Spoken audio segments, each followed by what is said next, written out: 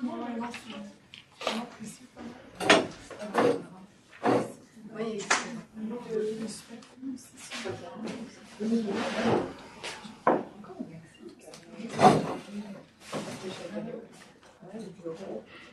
c'est vrai.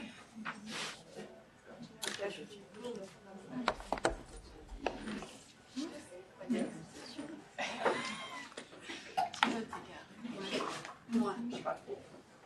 On a laissé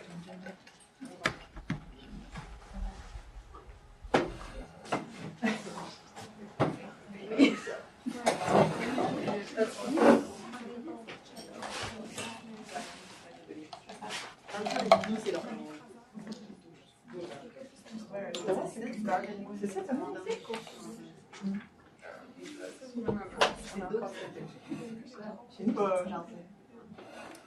oui, c'est vrai.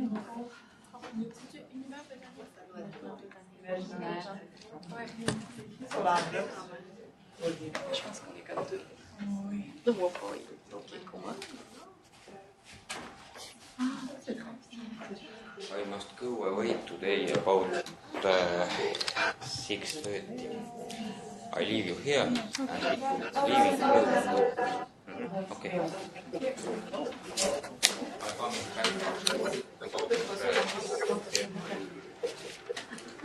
Pendant une semaine, deux?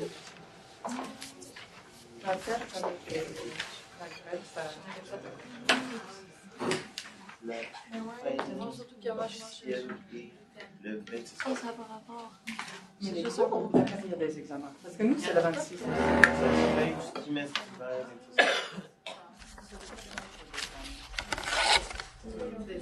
C'est pour ça que c'est cool. Donc, en total, nous, c'est bon.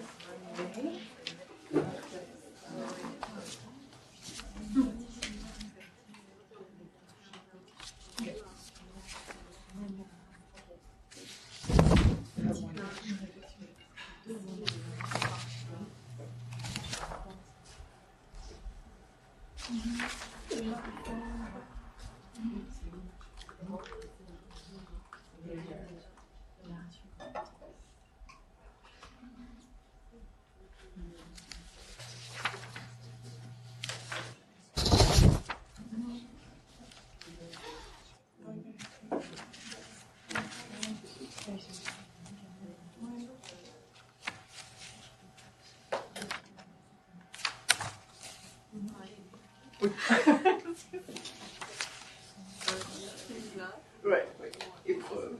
C'est ça, c'est l'épreuve.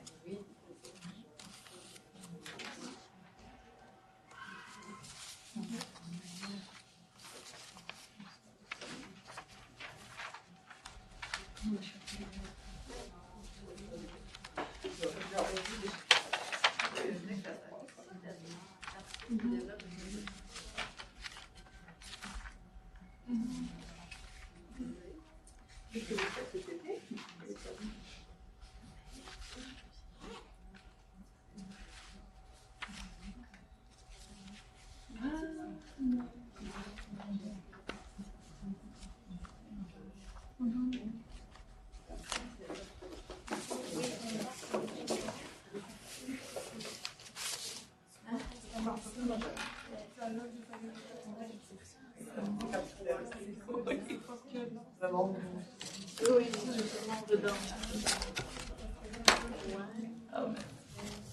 C'était très bien. Oui.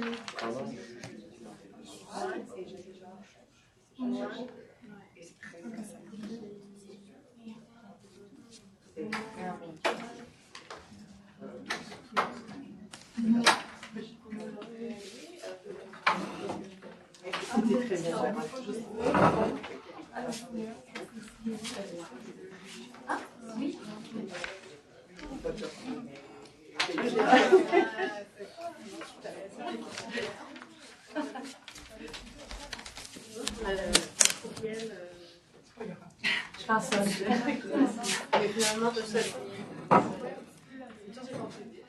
Demander une lettre, après, oui. Moi, j'étais comme ça, mieux. c'est ça. 3 jours plus tard. candidat. Elle dit non, j'étais acceptée à Oxford, donc je ne vais pas faire la demande d'aller. Je parle de Oxford. Cool. Pas besoin de faire un pays à ce moment-là.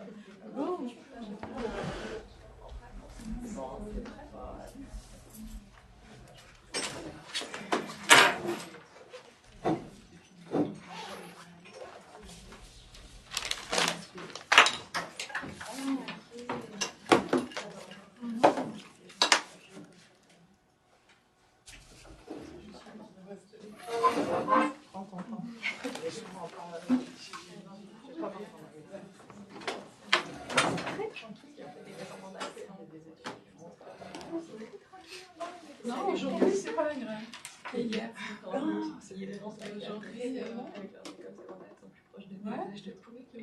Très très bonne.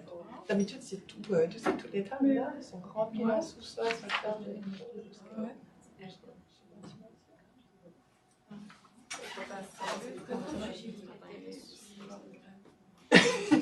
De façon non officielle. Pendant une semaine. Je crois qu'ils ont eu un cours. D'accord. Ça marche. Mais c'est aussi après Le secondaire, là, j'étais comme, Ah bon? dans mon cas. Pas chez nous? Non. Mais ouais, non, c'est ça. Mais ça dépend du cours, mais. Je demande l'excitation. Parce qu'en plus, c'est pas je connais pas d'équipe.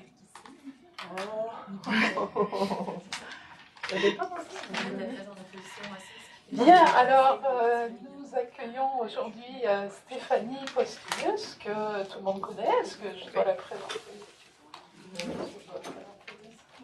Non? On connaît Stéphanie, elle est là toutes les semaines quasiment. Oui. Tous les séminaires. Bonjour Angers, bonjour Isabelle, et Élise, non? Comment ça s'appelle? Qui? Tu nous entends Isabelle? Oui, on est là, Louise et moi, on est là. Louise. Voilà. Bon, vous nous entendez bien, ça va? Ça va pour l'instant. Oui, Pour l'instant, on n'a pas encore le PowerPoint, mais peut-être que c'est normal. Vous n'avez pas de PowerPoint? Celui de Stéphanie, mais je ne le vois pas chez vous, donc tout va bien. Chez nous, il est là, mais est-ce que vous l'avez? Bon, d'accord, on va allumer l'ordinateur alors. Ah, Ok. Ce serait mieux. Est-ce que toi, Sarah, tu le vois? Oui. Ça marche? Ok. Parce qu'on l'a donné ce matin pour qu'ils installent le duo, je ne sais plus quoi. En tout cas, ça a bien fonctionné la semaine dernière. Donc, alors après, avec Internet, je ne sais pas. On va voir. D'ailleurs, tu as des On va moments où il y a un petit décalage encore. Ce que je montrais. On va faire un test en innove chaque semaine. Donc, Stéphanie, ce matin, va nous parler de la cartographie végétale dans les récits. Alors, comme je le disais tout à l'heure aux étudiants, ceux qui étaient là hier étaient là. Hein, et puis, Alice, non, derrière toi. Ariel était là aussi. Nous avions eu une conférence de Moussia Taïbi, donc de l'Université d'Angers, qui est géographe et qui nous avait fait une conférence sur la cartographie. Parce que, je rappelle donc rapidement, peut-être pour ceux qui ne sont pas au courant aussi, que dans le projet, il y a un aspect cartographique. Donc en plus d'étudier la représentation du végétal dans les récits, on a commencé à créer des cartes littéraires, végétales, croisement du littéraire et du végétal, Oui. hein, pour illustrer d'une certaine façon la présence du végétal dans les récits, mais aussi au-delà de l'illustration, il y a d'autres raisons. Donc je vais laisser Stéphanie. Je vais vous expliquer tout ça. Est-ce que Angers, ça va? Vous avez le PowerPoint? Ça y est, on a ouvert l'ordi, on a tout. Merci. Vous avez tout. Bon, c'est parfait. Alors, à toi Stéphanie. Merci Rachel, merci aux collègues à Angers et aussi à Tartu d'être là pour m'écouter et puis dans la salle ici. Je vais commencer par quelques mots de préface. C'est que je ne suis pas experte dans le domaine de la cartographie littéraire, loin de là. Je dirais je tâtonne dans le domaine depuis 2013. Quand j'ai monté un projet, en fait, une assistante de recherche et moi avons monté c'était finalement une carte à partir d'un seul roman dans l'application qui s'appelle Neatline. Et je vais vous parler de ce projet un peu plus tout à l'heure. Je vais vous montrer le site si ça vous intéresse. Mais Neatline a été créé par des littéraires, géographes, pour ce qu'ils appellent Mapping Time and Space, donc cartographier le temps et l'espace ensemble. C'est très utilisé par des historiens et un peu par des littéraires, mais pas beaucoup. Également dans le contexte du projet de recherche imaginaire botanique, je travaille, cette question de comment représenter le végétal dans des cartes depuis 2017. Et je dirais qu'on est encore à la recherche de modèles pour cartographier le végétal. Donc, c'est pour moi un champ d'exploration, d'expérimentation. Dans quel monde veut-on faire pousser les plantes de notre projet? Est-il possible de faire plus de place au végétal pour qu'il soit moins contraint par nous les chercheurs et moins contraint par l'espace du récit? Comment peut-on mieux intégrer l'imaginaire, l'art dans la science de la cartographie qui se fait de plus en plus à l'aide de satellites, de systèmes de coordonnées géoréférencés et de machines? J'ai l'impression qu'on est un peu aux antipodes des croquis et dessins que Amélie Anne nous a montrés la semaine dernière et des cartes herbiers que Sandrine de Bormann nous a si joliment montrées en automne. Alors, est-il possible de créer un espace hybride où la plante peut exister dans un monde textuel tout en résistant à cette représentation cartographique? Donc, je pense que l'ambiguïté inhérente dans le titre de ma conférence sert un peu de signe de la difficulté à créer cet espace hybride. D'un côté, on a la cartographie, qui est une branche de la science géographie. De l'autre, on a le végétal comme objet d'étude de la botanique. Troisièmement, on a les récits comme monde plus ou moins rattaché au réel. Et je vais revenir à cette tension entre cartographie du végétal et le végétal dans les récits tout au long de ma conférence. Un autre petit mot en guise de préface. Je ne sais pas s'il y en a qui ont regardé la fiche de ma conférence, mais il y avait une boussole, donc boussole pour orienter. Donc on a besoin d'outils quand il est question d'explorer l'espace. Et le développement de cartes numériques dépend des ordinateurs et de l'infrastructure informatique. Et tout ne se passe pas comme prévu. Alors, le site Imaginaire Botanique est en panne pendant presque 3 semaines à cause d'un problème à l'ETS où se trouvent les serveurs du Calcul Québec. Le lieu où est hébergé notre site est devenu quelque peu hostile.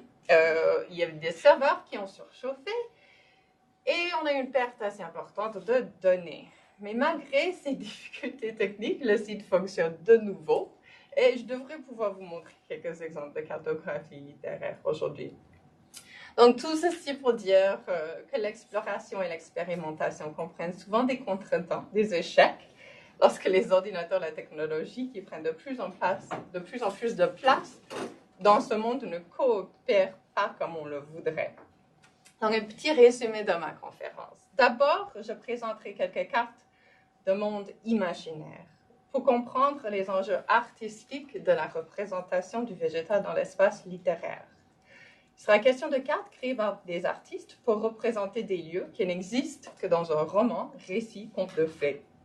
Donc, je commence par ce premier sens de l'expression cartographie littéraire pour rappeler l'importance de l'imagination et de l'art qui précède la science géographique. Dans la carte qui raconte une histoire, quel est le rôle du végétal?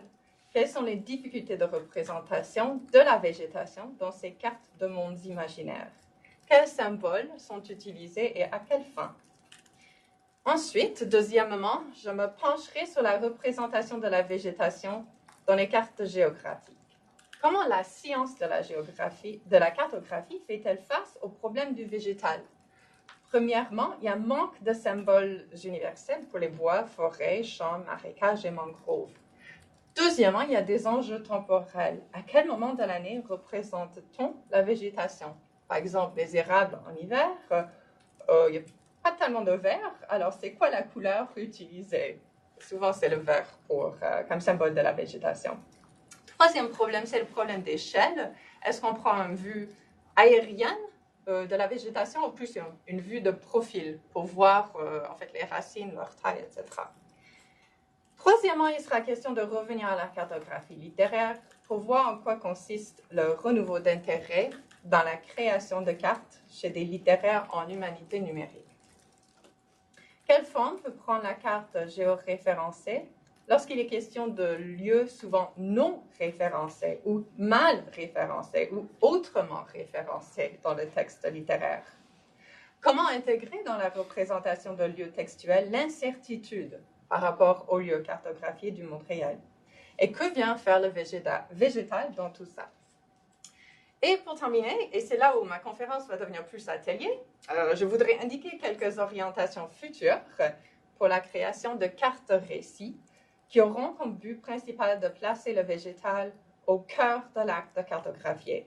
Et il y a très peu d'exemples, je dirais, pour ce genre de cartes hybrides.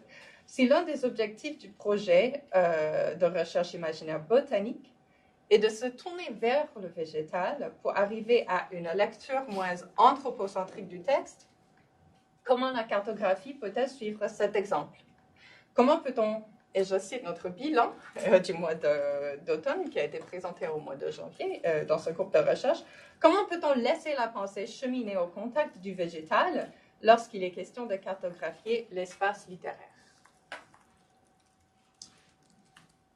On va voir si ça marche. Normalement, avec Ouais, je devrais juste pouvoir cliquer sur la droite et à gauche. Ah oui.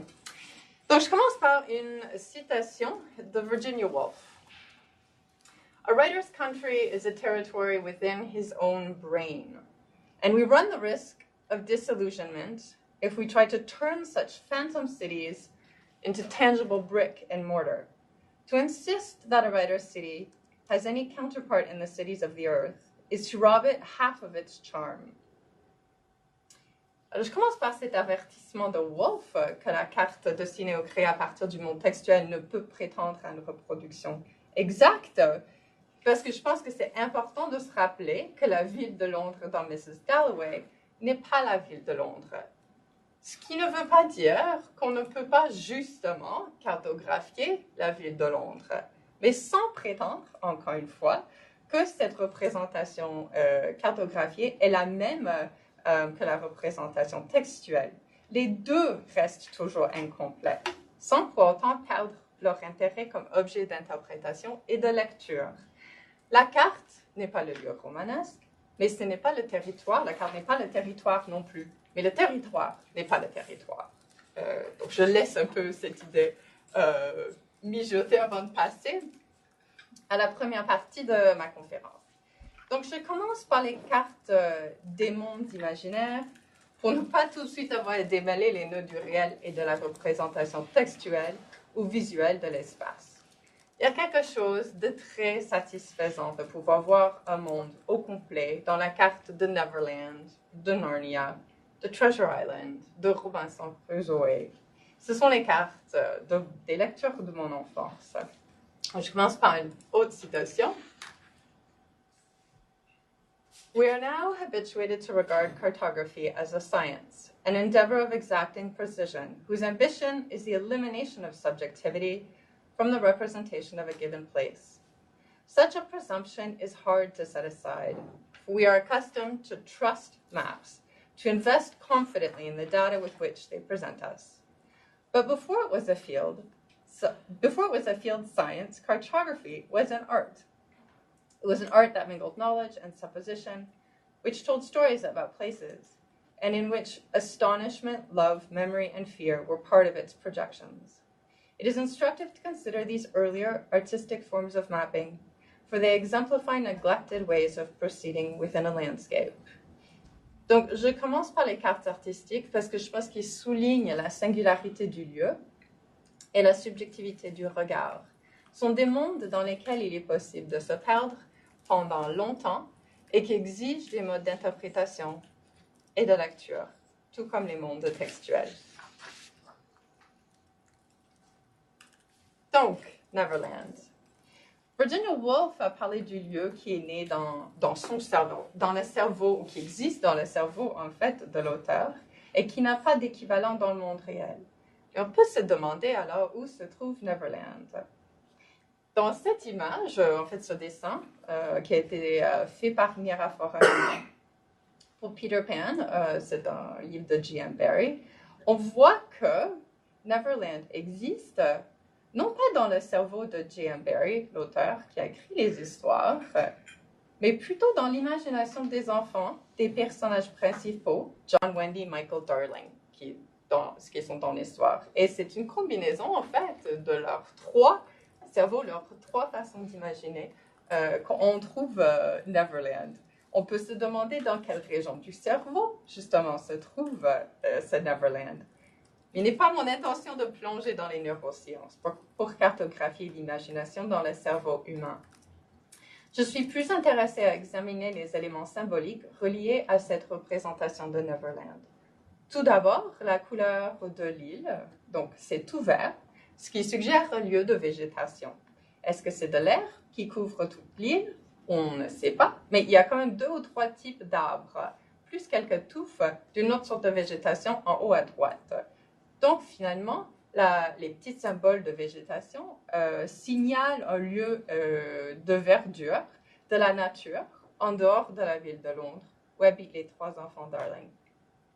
Donc il n'est pas question dans cette carte d'identifier les espèces végétales, mais plutôt de faire appel à des symboles plus ou moins universels, l'arbre comme des petits individus séparés les uns des autres, qui n'a rien à voir avec un vrai bois, que de faire une sorte de représentation de vraiment les espèces qui existent à Neverland. Donc ici, le végétal n'a qu'un pouvoir de référentialité pauvre. Alors, si on passe à Narnia, il en va un peu de même. Ici, on a des petits arbres dessinés à la main encore, et en principe, avec ce qui est dessiné à la main, il y a plus de place pour la créativité artistique, mais finalement, l'arbre reste très peu varié dans sa représentation. La forme n'est pas très différente dans les 2 cartes, Neverland et Narnia, sauf que Neverland, quand même, on utilise le vert, et à Narnia, dans cette édition, on n'utilise pas la couleur verte, mais la densité est utilisée pour indiquer encore un bois, sans qu'il soit question de préciser les espèces. Et si on compare les arbres à Narnia et Neverland, on peut se demander s'il s'agit des mêmes arbres au Neverland qu'au Narnia. Mais cette homogénéité, je trouve, si vous connaissez les chroniques de Narnia, cette homogénéité peut sembler quelque peu étonnante. Parce qu'on a la présence d'arbres dansantes, d'arbustes de feu, le fireberry, le silver apple tree, le toffee tree, dans l'univers romanesque de l'Ouest. Donc, il y a beaucoup d'espèces, de diversité d'espèces. Alors, pourquoi on ne les représente pas sur la carte? Pourquoi on ne représente pas cette singularité comme on fait pour le lampadaire et la moire?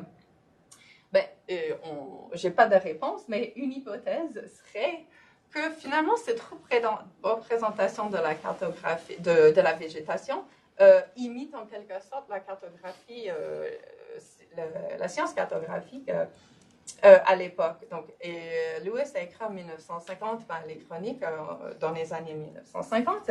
C'est juste après la Deuxième Guerre mondiale où il était surtout question de photographie aérienne. Donc, on voit plus une vue d'en haut, plus la vue de géographe que la vue de botaniste.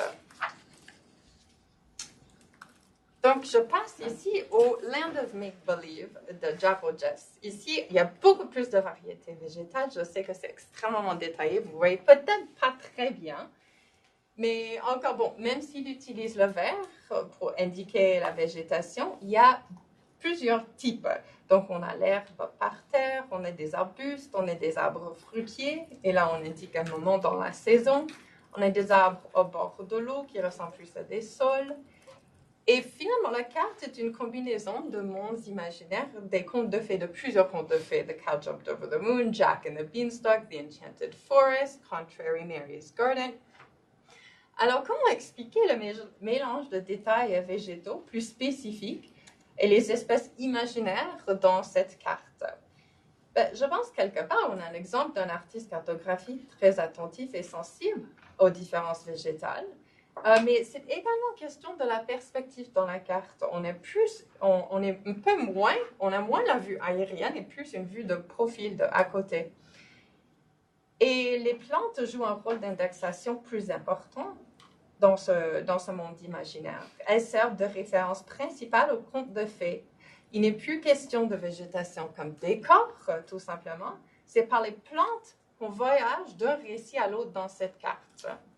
Donc, on entre dans le monde de Enchanted Forest, si vous voulez, par la représentation. C'est juste là, toutes les couleurs.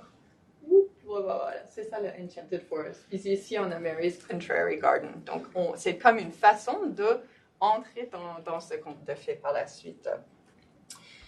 Alors, comment cette question de représenter la végétation se pose-t-elle en cartographie lorsqu'il est question de lieux réels? Est-ce qu'il y a plus de variété? Est-ce que c'est plus standardisé? À quelle échelle cherche-t-on à représenter des plantes? À l'échelle de l'individu, du groupe, de biomes, donc des associations beaucoup plus grandes? Et je commence par un article de Collier, Pearson et Forrest, donc The Representation of Topographic Information on Maps, Vegetation and Rural Land Use. Il s'agit de 3 géographes qui commencent leur article en signalant que le manque de langage cartographique universel pour représenter la végétation a été remarqué déjà en 1966 par Gerald McGrath dans la même revue, The Cartographic Journal, et que rien n'a changé à peu près en 30 ans. Donc, je lis la citation. In most aspects of topographic mapping, there is a general consensus regarding what should or should not be shown. Most map specifications for drainage, communications, cultural features, relief, or coastal features would be broadly similar in content while varying in mode of depiction. With vegetation and rural land use, or land cover types, there is no such consensus. The study of maps from Germany, the Netherlands, Great Britain, and Poland reveals very different practices within Europe. Extending the study to worldwide maps reveals an even greater diversity. There are those which set out to represent the characteristics of the whole landscape, and those which only map selected features and leave blank white spaces in between.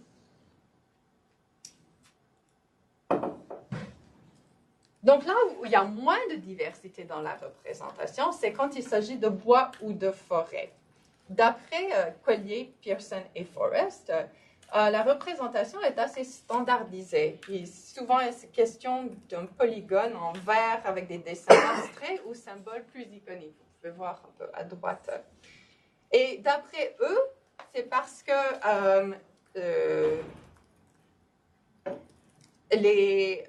en fait, c'est une explication d'origine militaire. C'est que les bois ou la forêt pouvaient, d'un côté, permettre aux soldats de se cacher, ou de l'autre côté, les empêcher d'avancer dans le terrain. Alors, il fallait représenter sur la carte, et il fallait que ce soit assez standardisé pour indiquer pendant les guerres, par où passer plus facilement ou par où se cacher. Pour représenter la densité, on voit un peu, c'était un peu en fait ce qu'on a vu déjà dans les cartes de monde imaginaire, de mettre plus de plantes, plus de petites icônes dans un espace ou moins pour indiquer cette densité. Et les 3 géographes expliquent que dans les pays où c'est important, la différence entre conifères et feuillus, ça c'est aussi assez standardisé, la représentation de ces 2 symboles. Mais quand il s'agit d'étangs ou de marécages ou d'autres types de végétation, c'est très peu homogène dans la représentation, ce langage iconique. Il parle également des différences nationales par rapport à l'utilisation de la terre. En Afrique, par exemple, au Kenya, on représente les champs de café, de sucre, donc c'est souvent question de l'économie, alors qu'on a plus l'emploi de verre homogène au Malawi et Botswana. Et l'exception, c'est le palmier qui semble avoir à peu près toujours la même forme, le même symbole. Alors, pour les 3 géographes, c'est un problème, cette manque de langage universel pour représenter la végétation. Moi, j'aimerais l'interpréter autrement, et encore c'est juste une hypothèse, mais comme une sorte de résistance des plantes à la représentation cartographique. Et pourquoi? Parce que la végétation change au cours des saisons. Donc, il y a des fois où il n'y en a pas du tout, où ça repousse. Alors, à quel moment est-ce qu'on choisit de représenter justement la végétation sur la carte? Évidemment, les bois et les forêts sont quelque peu plus stables que l'herbe. Mais est-ce que finalement, il ne faut pas presque avoir des cartes de végétation potentielle? Donc, projeter ou décider si c'est ce à quoi va ressembler, par exemple, ce sont des fleurs, à quel moment de l'année, tout en pensant que ce n'est pas une représentation exacte, c'est plutôt montrer la végétation telle qu'elle pourrait être à un moment donné sur cette carte et dans cette région. Et donc, pour tenir compte de la spécificité de la plante par rapport aux exigences de la cartographie qui se veut universelle, je propose qu'on passe du regard du géographe au regard du botaniste. Donc, la géobotanique est une façon de combiner finalement les deux regards. Le regard du botaniste qui s'intéresse à chaque plante individuellement et le désir du géographe, et ici je cite notre collègue Nussia Taibi, le désir du géographe de s'appuyer sur des données précises, de s'effacer devant des spécifications strictes pour donner du monde une description certes partielle mais aussi rigoureuse que possible. Donc en géobotanique, qui est définie comme mapping of botany in the landscape or in relation to other geographic factors, Pedrotti montre la question d'échelle que la géobotanique se pose. Donc, on a des cartes où il est vraiment question de la plante comme individu. Donc, on prend les différentes plantes dans une région, puis on les montre individuellement. On peut également passer à l'échelle de la population. Et ça, c'est pour indiquer la densité qu'on a déjà vu dans les autres images et graphiques. Mais de là, on peut avoir beaucoup d'autres sortes de cartes à des échelles différentes. Comme vous voyez ici, il les indique. Puis, ce qui est montré, c'est quoi le but finalement, l'objectif de la carte. Donc, il peut être question de relations entre les différentes plantes sur des échelles régionales, nationales, jusqu'au biome, pour qu'on montre la coexistence des différentes plantes dans une seule région, pas juste arbre ou herbe. Mais l'autre chose que vous avez peut-être remarqué, on a passé d'une représentation qui est créée vraiment avec la technologie à une représentation qui est dessinée encore. Donc, on utilise un cartographe artiste qui porte une attention spécifique au végétal.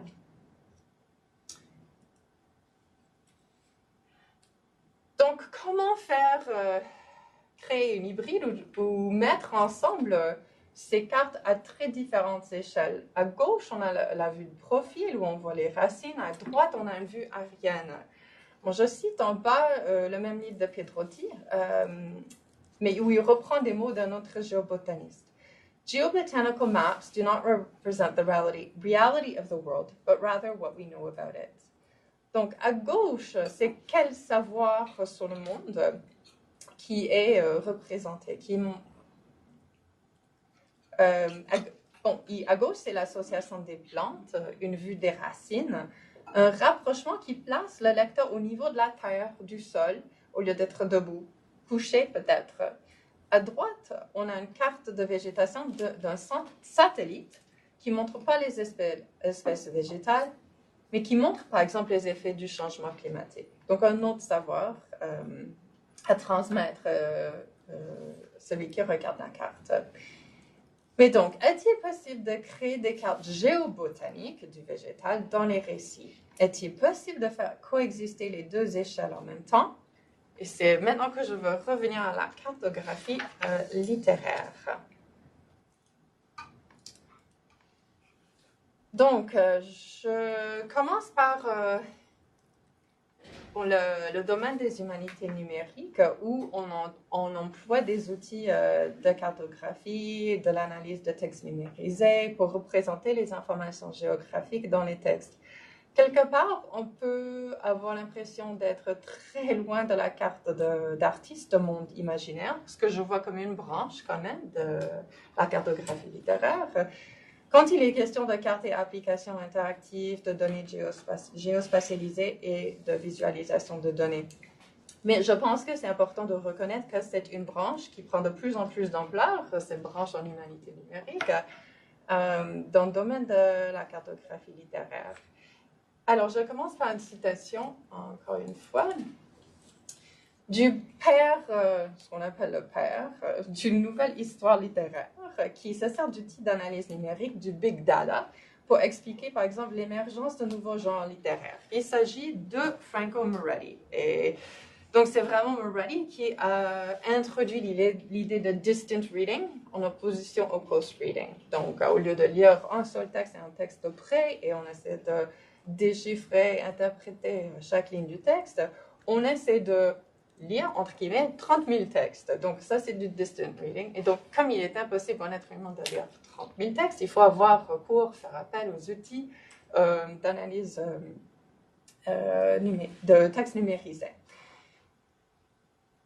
Alors, there is a very simple question about literary maps. What exactly do they do? What do they do that cannot be done with words, that is? Because if it can be done with words, then maps are superfluous. Je garde cette question à l'esprit, même comme que peut faire la carte géographique, la représentation visuelle que le texte ne fait pas. Mais je ne veux surtout pas réduire la carte au faire, à sa fonctionnalité, ce qu'il doit faire. Parce que ce qui me semble tout aussi important, c'est pour qui la carte est destinée et par qui la carte est créée. Donc, je vais revenir à ces deux questions, ces deux points tout à l'heure. Donc, je commence par un exemple de Moretti, de la cartographie littéraire, parce qu'ici, il ne se passe pas encore complètement de la lecture individuelle humaine pour créer des cartes littéraires. C'est lui qui a identifié les différents lieux qui sont mentionnés dans l'œuvre de Jane Austen. Donc ici, il reprend ce qui est important dans les symboles ou les marqueurs, c'est de montrer où un roman commence et où un roman termine. Même s'il s'agit d'informations assez limitées, finalement, c'est une manière de faire coexister les lieux de plusieurs univers textuels et de comparer, justement, combien de distance il y a entre comme, où le roman commence, où le roman termine. Donc, les distances traversées dans le monde textuel par les personnages. Donc, je montre un deuxième exemple qui vient du Home Lab à l'université Stanford, qui était dirigé pendant longtemps par Matt Jockers. C'est sur une échelle beaucoup plus large. C'est l'ordinateur, finalement, qui lit les métadonnées fournies par la Banque nationale, la BNF, sur les lieux de publication de la correspondance de Voltaire.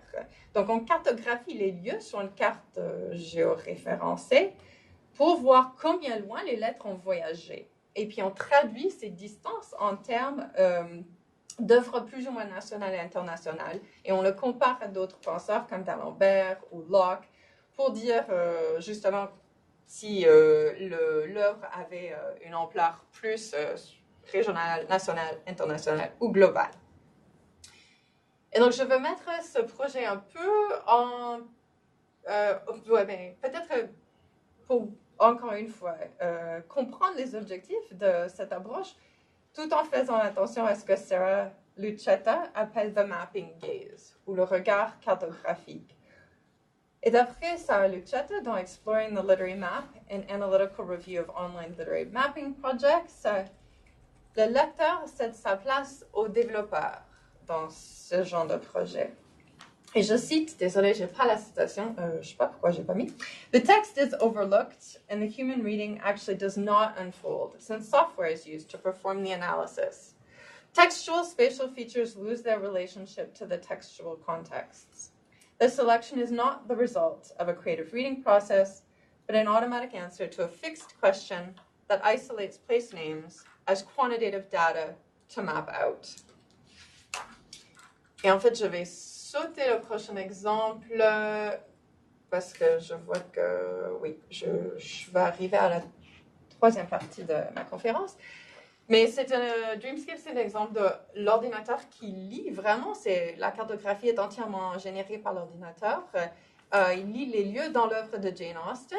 Et donc, on passe du close reading au machine reading. Et en real time, donc en temps réel, on peut regarder l'ordinateur qui lit. Le texte est en haut et qui passe d'un lieu à l'autre. Donc, on a l'impression des mouvements, en fait, du texte en mouvement. Puis, on peut comparer cette représentation et puis en fait développement depuis la carte de Moretti que je vous ai montrée, où c'est statique et c'est sur place, à quelque chose qui se passe encore en temps réel. Alors, une citation. Broadly speaking, we might say there are two types of map, the grid map and the story map. A grid map places an abstract geometric meshwork upon a space, a meshwork within which any item or individual can be coordinated. The invention of the grid map, which occurred more or less coevally with the rise of modern science in the 16th century, introduced a whole new power to cartography. Power of such maps is that they make it possible for any individual or object to be located within an abstract totality of space. Their danger is that they so reduce the world to data that they record space independent of being. Everything can be located, fixed, plotted, and tracked. Everything can be gridlocked. Alors, je veux poser la question, comment sortir de la carte grise? Comment aller off the grid? Tout en faisant de la cartographie. Et je commence par le projet dont je parlais tout au début de ma conférence. Donc, ça, c'est une carte qui est créée à la fois par un lecteur et, Google Maps, Google Earth. Donc, c'est un seul texte littéraire et ce sont des lieux visités par un personnage dans la possibilité d'une île de Michel Houellebecq.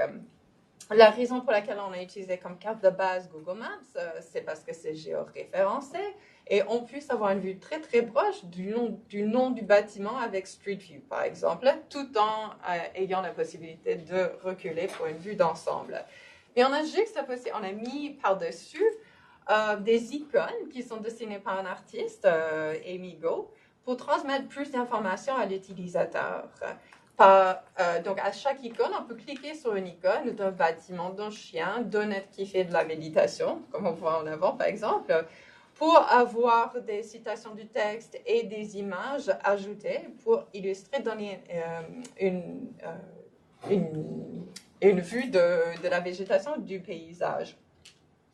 Donc, à quelle fin est-ce qu'on a créé cette carte? Oui, il s'agit d'une lecture augmentée. Pour que j'enseignais le roman à des étudiants dans un cours, donc je leur ai demandé d'explorer justement cet espace, cette carte, et je voulais savoir comment ça a affecté leur lecture. Est-ce qu'il s'agit d'une lecture augmentée, une meilleure compréhension des lieux les plus importants? Que fait la carte? Bon, pour moi, la carte fait coexister simultanément des lieux qui sont séparés dans le temps des événements dans le roman. Mais en même temps, je me demande si on peut aider à apprendre au lecteur à lire les lieux géographiques dans le roman autrement. Donc, quel effet lorsqu'on revient au texte? Et si je reprends encore une citation de Lucetta, "The attention to spatial category encouraged by technological innovations makes literature take on new dimensions in different backgrounds. In a sort of circle, mapping technologies and web environment rouse widespread interest in the spatial category. Thanks to this interest, literature is read with a spatial focus and is connected to real space through familiar mapping tools." Donc, on a ici un exemple de ce qu'on appelle un user-oriented map, donc orienté vers l'utilisateur, plutôt qu'un research-oriented map, donc orienté vers la recherche dans le sens d'analyse statistique, comparaison de tendances générales, etc. Mais à quoi ressemble, pour revenir à cette idée de spatial focus, un vegetal focus dans le domaine des cartes et de la cartographie? Comme j'ai dit, il y a très très peu d'exemples. Et donc, je vais me servir surtout de l'exemple et je vais passer assez vite en fait sur l'exemple de Nusia et puis de Taibi, de notre collègue, et ensuite parler d'un exemple Ragas que j'ai monté avec un étudiant, ça fait 1 an maintenant, en nous servant de StoryMap. Mais ce que je veux garder à l'esprit en regardant ces 2 exemples, c'est justement ce bilan encore que Rachel et moi vous avons présenté au mois de janvier. Donc, je reprends des bouts de texte de ce bilan. Donc, lors d'une analyse de texte littéraire, l'attention devrait d'abord se tourner vers le végétal. Il ne s'agit pas de mener une analyse thématique de type habituel, où les actions des personnages, leurs pensées, la dynamique humaine, autrement dit, tiennent le premier rôle.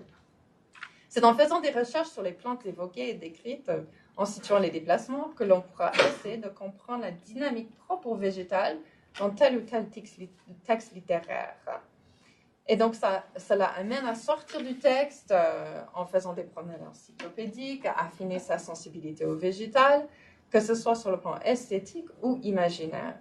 Donc, il est question de rapprocher la littérature, et moi j'ajoute ici, et la carte du vivant. Donc, la lecture du texte, mais aussi de la carte, devrait être un moyen de mieux connaître son environnement,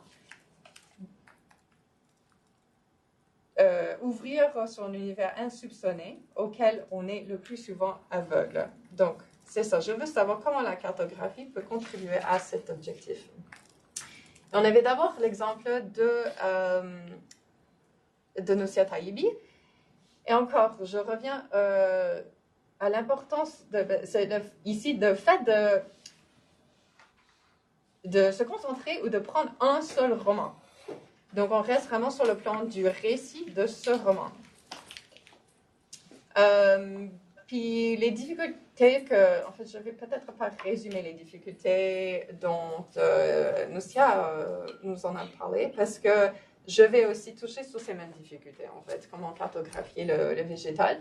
Et je veux surtout peut-être juste montrer qu'elle a choisi UMAP, puis expliquer pourquoi elle avait choisi. Et nous avons choisi StoryMap. Alors, pour bien voir StoryMap, je dois sortir, désolé les collègues, mais je dois sortir... Mais elles peuvent aller sur le site.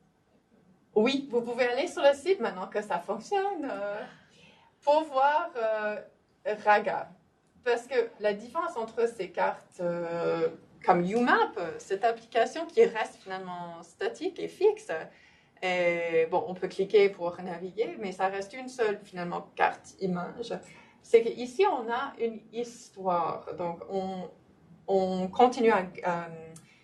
bon, parce que moi, je fais la différence entre carte récit et carte gris. Donc, ici, on insiste encore sur la carte récit. Donc, l'importance du livre comme monde où l'on trouve les références au végétal et aux lieux géographiques. Donc, on crée le monde de l'histoire jusqu'à un certain point en gardant en tête l'évolution des personnages, du végétal dans le temps-espace. Et pour nous, c'était très important de ne pas perdre de vue les 3 temps qui sont principaux dans cette histoire et qui sont également importants au rôle du végétal. Donc, on ne voulait pas que la cartographie emporte sur le récit. Donc, il était question là d'intégrer les cartes dans le récit tout en mettant l'accent sur le végétal. Et là, je vais finalement reconnaître l'échec du projet parce que pour moi, le végétal reste un peu trop en arrière encore. Donc, dans la dernière partie de la conférence, je veux vous proposer 3 possibilités pour comment faire ressortir le végétal plus. Donc, les 3 temporalités dans le roman, on se demandait, bon, parce qu'on s'est dit on ne peut pas les montrer sur une seule carte, ces 3 temporalités. Alors, quelle carte choisir si chaque carte représente un monde et des visions du monde?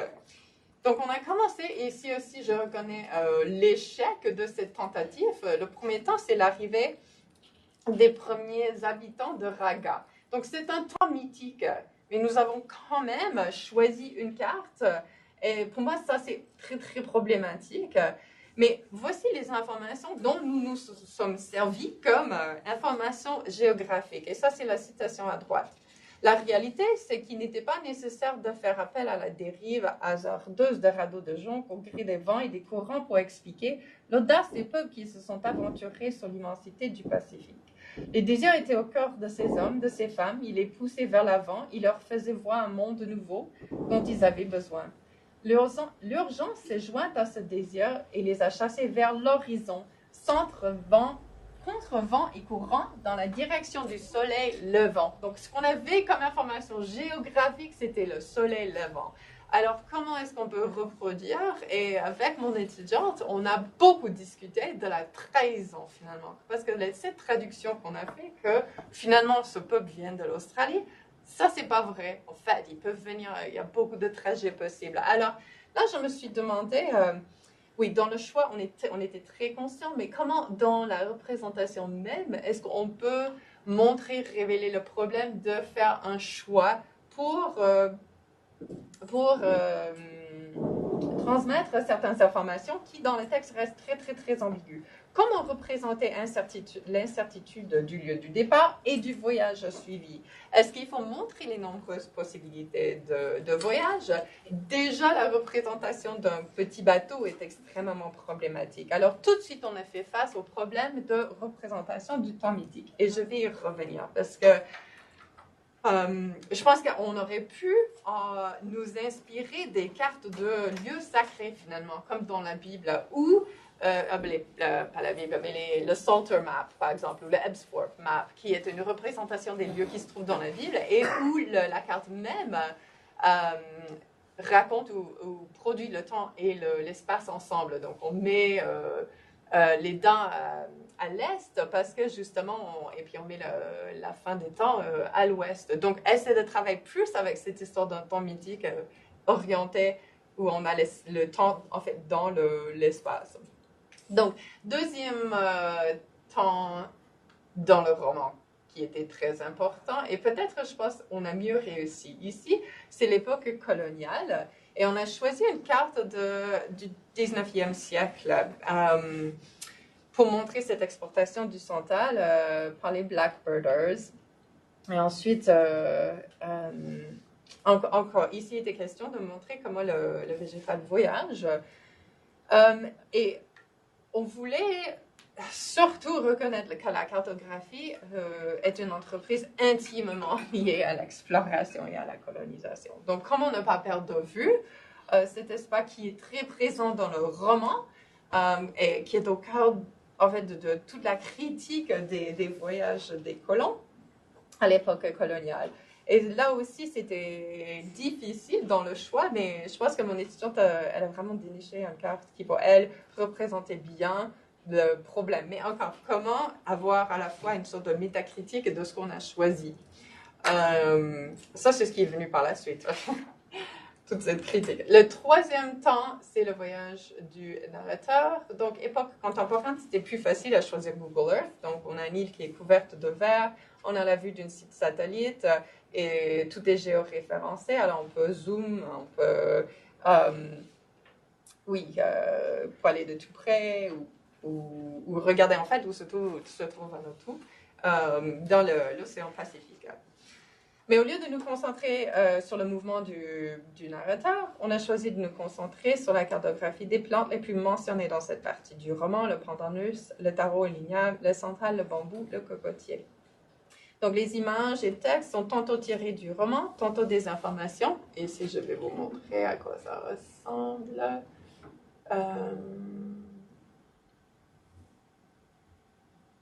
Je vois qu'il y a un petit hic. Non, en fait, je vais le montrer ici. Parce que on le voit mieux là. C'est censé être comme ça. Je ne sais pas s'il y a un problème avec Firefox. J'ai testé dans Chrome ce matin, donc ça devrait être un problème avec Firefox. Mais en tout cas, on peut cliquer sur les aires géographiques plutôt d'indiquer un seul endroit pour la plante. Mais encore une fois, les informations géographiques qu'on a dans le texte restent très, très ambiguës. Vous pouvez les lire. Et donc, encore une fois, il était question de traduire. Comment traduire lorsque les lieux qui sont mentionnés restent très généraux ou très spécifiques au monde textuel? Alors pour cela, et c'est là où je passe à la dernière partie de ma présentation, qui est beaucoup plus spéculation. Qu'est-ce qu'on peut faire par la suite? Et c'est là où j'aimerais avoir un peu vos idées, vos réactions à ce qu'on peut faire. Et je commence par une citation un peu longue, mais d'un article que nous avons lu tout le groupe de recherche ensemble, Story Maps and Company, une étude de l'art de la cartographie des récits sur Internet. Donc, au-delà des différentes fonctionnalités offertes par ces applications, leur potentiel est intimement liée à la qualité de la méthodologie utilisée pour transformer les récits en données cartographiables. Néanmoins, quelle que soit cette qualité, l'utilisation de ces applications implique une prédominance de l'espace euclidien sur toute autre forme d'espace, et notamment sur les espaces vécus et imaginés qui structurent les récits. Dans une optique de cartographie approfondie, la prise en compte de ces différents types d'espaces apparaît indispensable pour révéler le sens profond donné au lieu par les récits. Les cartes technologiques réalisées à l'aide des outils présentés ici devront donc être complétées par une approche plus sensible, pour reprendre l'expression d'Élise Olmedo. Cette approche pourra se faire en offrant la possibilité aux porteurs de récits de réaliser leurs propres cartes en collaboration avec des artistes, comme cela s'est déjà fait ailleurs. Cartes empiriques technologiques et cartes personnelles artistiques pourront alors être envisagées non pas comme antinomiques, comme cela a souvent été le cas dans l'histoire récente de la cartographie, mais comme véritablement complémentaires pour appréhender les lieux à travers les récits. Donc, pour les futures orientations vers le végétal, j'aimerais proposer 3 idées pour ce genre de cartes hybrides qui seront faites par des artistes, donc beaucoup plus personnalisées, et des cartes technologiques.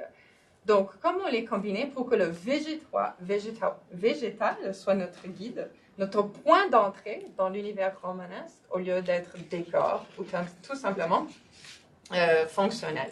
Donc, la première idée, je vous propose, c'est, donc, encore en travaillant dans StoryMap, pour ne pas perdre l'idée de carte récit, c'est d'avoir comme point d'entrée une plante. Donc, ici, on a un arbre d'un monde, en fait, de la mythologie nordique, Yggdrasil.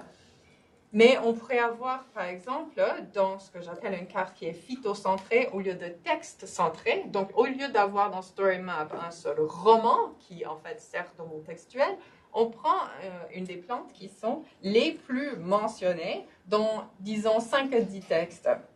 Donc, finalement, si on prend l'exemple du, je sais pas moi, le lilas, ça serait une image du lilas.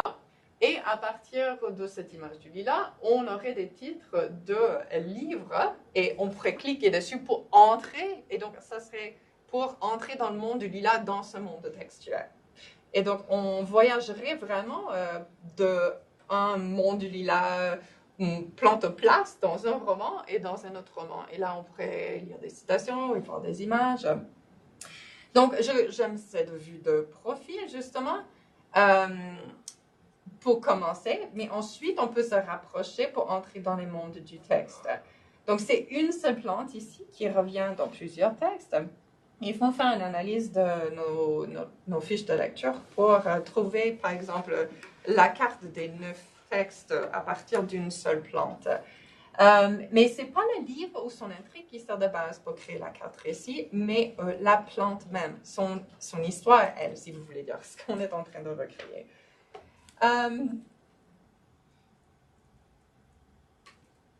D'accord, donc ça c'est, et puis on pourrait par exemple je pensais à, en fait c'est mieux de le voir dans StoryMap encore, c'est cet exemple-ci, Welcome to the Ethnobotany Lab, on peut peut-être s'inspirer de donc, il ne commence pas par une carte, mais on peut voir le genre d'information, comme intégrer peut-être plus vue de profil d'un botaniste, par exemple. Parce que pour moi, finalement, c'est ça que cette idée, c'est plus comment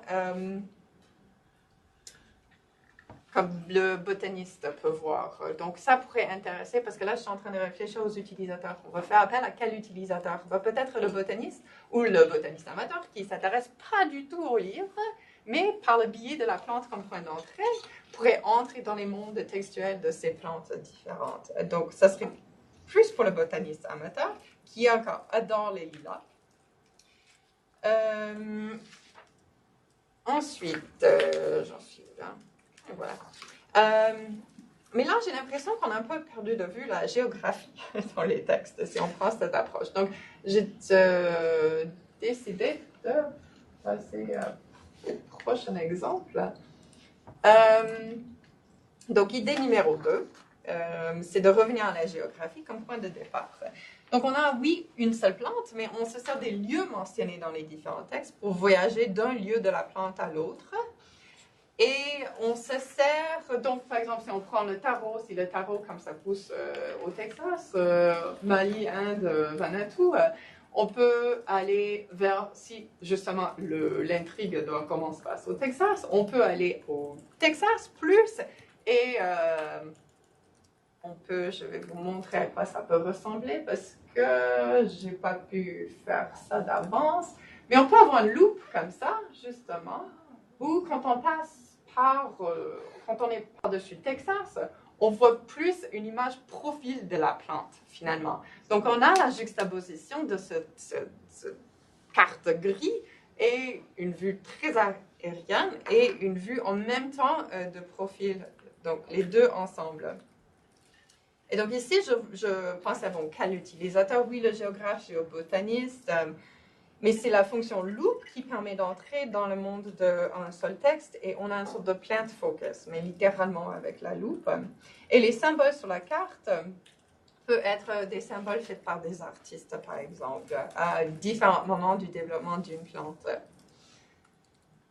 Alors, troisième idée, et c'est là où on est.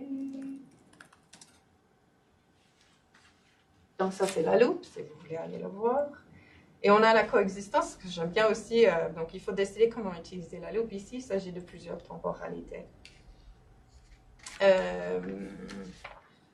Troisième idée, là, je reviens à Gilles Clément, notre cher Gilles Clément, et ses biomes. Donc ça, c'est une carte du monde, mais pas du tout comme la carte qu'on vient de voir, la carte du monde.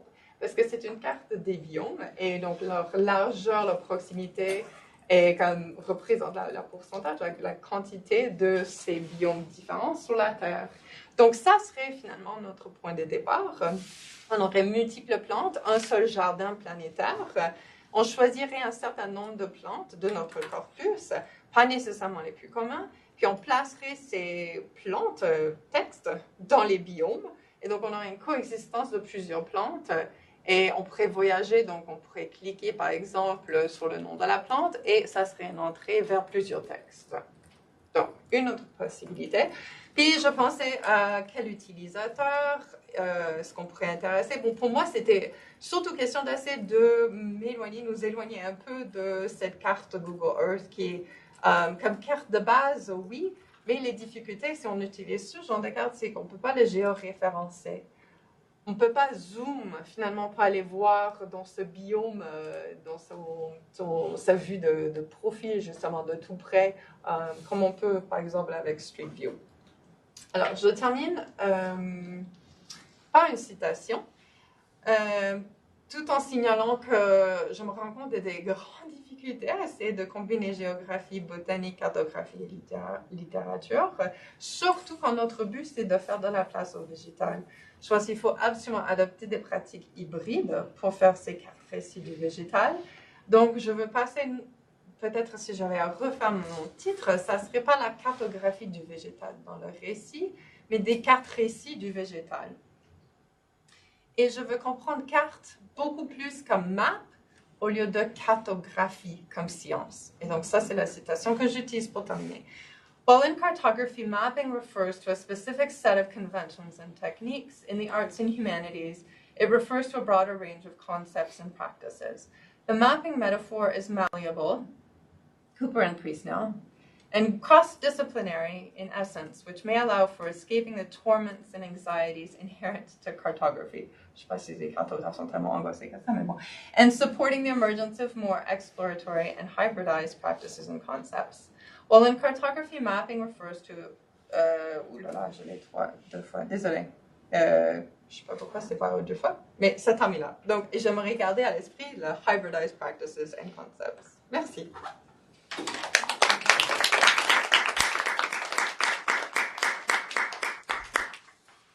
Alors, merci beaucoup Stéphanie, ça ouvre plein de possibilités, de réflexion.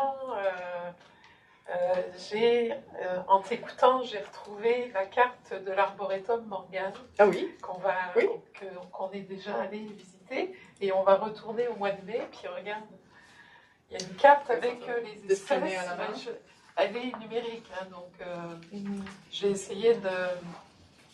Et alors, elle est intéressante parce qu'il y a justement le dessin des différentes espèces qui sont très précises. Là, puis ils ont essayé de trouver je pense, des formes différentes pour chacune des espèces. Donc, ça peut servir aussi de point de départ, pourquoi pas, puisque là, ce sont des botanistes avec des artistes qui ont travaillé. Puis, il y a beaucoup de botanistes qui sont aussi artistes. On pense à Francis Allais, évidemment. Oui. Mais, c'est aussi, voilà. Alors, évidemment, moi, j'ai beaucoup de choses à dire, mais je vais peut-être vous laisser d'abord réagir les uns les autres. Ou je peux aussi lancer la discussion. Oui, vas-y. Bon, première idée qui me vient à propos de ces échecs qu'on a eus, qui nous font réfléchir, hein, parce que c'est comme ça qu'il faut les prendre, évidemment. Oui. Le grand problème avec la carte qui représente le bateau qui part d'Australie jusqu'au Vanuatu, c'est que voilà, quelqu'un m'a fait remarquer que non, les aborigènes ne sont jamais partis d'Australie. Ils ont circulé dans toutes les îles autour du Vanuatu. Mais si on enlevait simplement la trajectoire, on résout notre problème. On a notre petit bateau dans le Pacifique, quelque part entre les îles. On n'a pas besoin de montrer la trajectoire. De toute façon, un lecteur, forcément, va donner du mouvement. Un bateau, ça bouge. Donc, on peut compter sur le lecteur pour activer, animer le bateau. Oui, je pense que c'est parce que le point de départ, c'était qu'on voulait vraiment avoir le bateau qui bougeait pour créer ce sens de mouvement, mais c'était beaucoup trop compliqué à faire. Et finalement, on s'est retrouvé avec des lignes, puis on n'en avait pas vraiment besoin. Mais il y avait justement notre story map où un père avec sa fille avait représenté, je pense que c'était le monde un des mythes grecs. Et donc il y avait un petit bateau qui voyageait sur la mer pour montrer un peu le trajet d'un endroit à l'autre. Au début, on aimait beaucoup cette idée d'avoir animé, d'avoir en fait un mouvement animé. Mais comme on n'a pas pu le faire, je pense que c'est pour ça qu'on s'est retrouvé avec le bateau, puis la question du point de départ. Et finalement, on n'en avait pas besoin si on n'était pas en train d'animer la carte. Parce qu'à moins d'avoir des spécialistes, non seulement en géographie, mais aussi en anthropologie, donc ça devient assez lourd. On pourrait simplement enlever la trajectoire. C'est sûr que dans le projet, cette idée du mouvement nous apparaissait importante, parce que c'était aussi le mouvement du végétal à travers le monde, finalement. C'est un petit peu ça. Mais si le mouvement, c'est le lecteur qui le fait, on peut aussi penser à des promenades comme ça. Mais même le choix de où mettre le bateau va être un problème. Parce que là, est-ce qu'on le met à l'est de l'île, au nord de l'île? Parce qu'en fait, dans ce que tu m'as donné, dans ce que tu m'as donné, il y avait comme 5 possibilités qu'ils auraient pu venir de l'est, ouest, nord, sud. En fait, c'était tout possible. Alors que tout est possible, mais là, la situation, c'est le soleil levant. On peut mettre le soleil levant, on sait où il est. Mais je pense qu'en fait, ça montre très bien la tension entre justement à quel point est-ce qu'on se sert d'informations à l'extérieur du texte pour faire une représentation du monde textuel. Parce que la piste de la cosmologie, elle est vraiment intéressante, mais là, ça supposerait qu'on collabore avec des artistes qui peuvent réinterpréter à leur façon la manière de voir le monde des Polynésiens. Et là, on n'a pas les ressources. Le texte nous propose en fait une genèse avec le cocotier. Donc on pourrait prendre le cocotier et puis essayer de, encore une fois, reconstruire à partir du cocotier des informations encore dans le texte. Et c'est ça encore la tension, à quel point est-ce qu'il faut aller à l'extérieur ou est-ce qu'on se fie. Parce qu'on ne peut pas se fier 100% au texte, évidemment. Mais comment est-ce qu'on peut intégrer cette incertitude et ambiguïté dans la représentation? Ça, c'est ce qui me fascine Il y a un exemple, j'en ai pas parlé, mais The Literary Atlas of Europe, qui est dirigé par Barbara Piatti en Allemagne. Et finalement, elle l'utilise dans ses marqueurs. Elle indique la quantité d'incertitude de la part du lecteur qui a lu le texte pour dire est-ce que c'est vraiment ce lieu ou pas. Donc, elle a ce qu'elle appelle les blurry zones. Donc, c'est vraiment... on ne sait pas exactement où se trouve le lieu, même quand c'est géoréférence. Les cartographes utilisent ça beaucoup, le vague, là. Puis souvent, c'est des petits... Comme ça. Rayures, là. Alors, elle, c'est les petits points. Et c'est combien c'est concentré, les petits points vers le centre, pour indiquer combien c'est sûr que c'est ce lieu-là et pas un autre, ou c'est comme moins de petits points. Oui. Moi, j'avais une question. Oui. Rachel, oui. Oui, on t'écoute. Oui,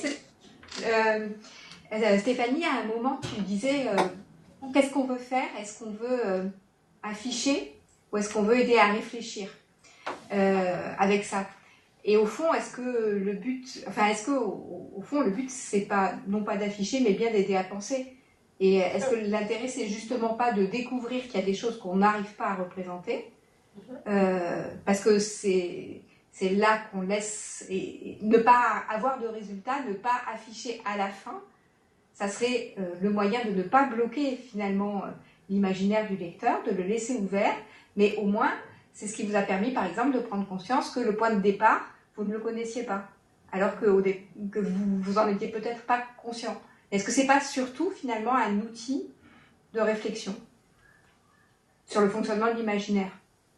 Oui et non. Oui, je pense que certainement il y a cet élément de l'intérieur de notre groupe de recherche où l'acte de cartographier nous permet de réfléchir sur ce qui est représentable et ce qui n'est pas représentable. Et je pense qu'il y a toujours un autre composant de notre groupe de recherche qui est d'utiliser l'Internet finalement comme façon d'attirer le grand public. Et encore, ça reste peut-être trop idéal que quelqu'un va tomber dessus, un botaniste pour s'intéresser.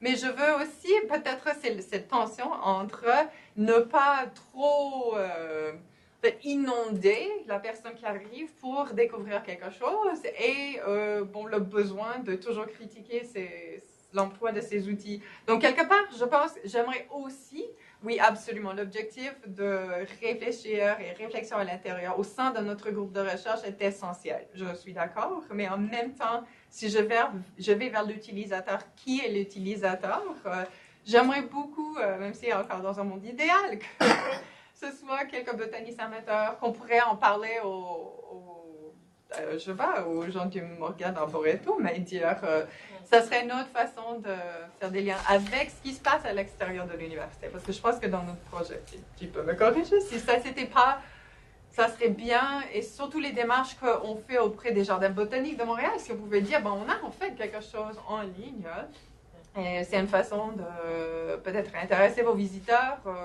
au lilas, mais d'une autre façon. Mais je pense que de la même façon que les connaissances végétales devraient être intégrées et puis mettre plus de l'avant, être plus évidentes, je vais dire, je pense qu'on peut aussi tirer parti de ces connaissances géographiques, anthropologiques. C'est moi, je pense qu'on pourrait se servir de cette carte que nous a donnée Jean-Claude, où on voit toute la circulation et comment ce peuplement des îles polynésiennes s'est fait. Et peu importe si, dans le roman, c'est pas exactement, on n'a pas exactement le trajet propre au récit, mais c'est une histoire du monde aussi. Et si les plantes, elles ont circulé entre les îles, c'est à cause de ce peuplement et de cette trajectoire des pirogues. Donc pourquoi ne pas utiliser une carte faite par des gens qui sont spécialistes de l'histoire de la question et qui nous permettent aussi de naviguer, de voir comment le tarot et l'igname finalement se sont retrouvés dans toutes ces îles. Et le mythe, c'est l'ensemble